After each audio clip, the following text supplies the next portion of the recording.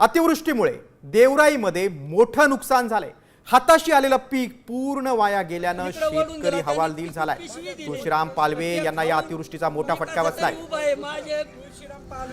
भाऊजाई गाव मंडळी आणि आई ह्या कशा कशा वाचवल्या हे आमच्या जीवाला माहिती। गावातून माझे मामाचे मुलं आले आणि त्यांनी सोला फेकून आम्हाला बाहेर घेतलं।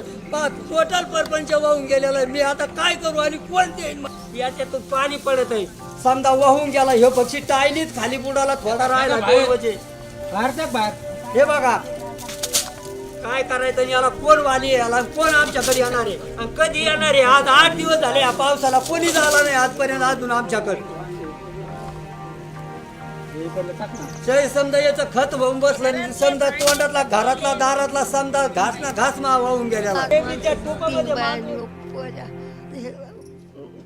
या वावाने तिकडून माणसं आणली, मोठी सोली शेडीच्या याला बांधली,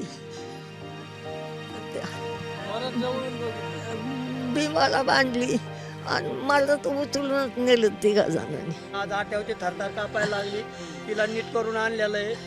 आज कशी बचवली आम्ही तरी अजून आमच्याकडे कोणीही आलेलं नाही। भीती म्हणजे ती मरायला झाली जशी माझी म्हातारी।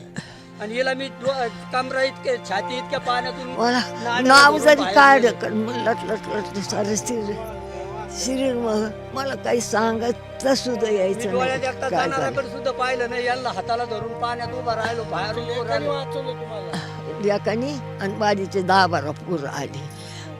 त्याने आम्हाला तिकडून पल्याडून कमरा इतकालं पाणी त्यांना येता येणार बांधली।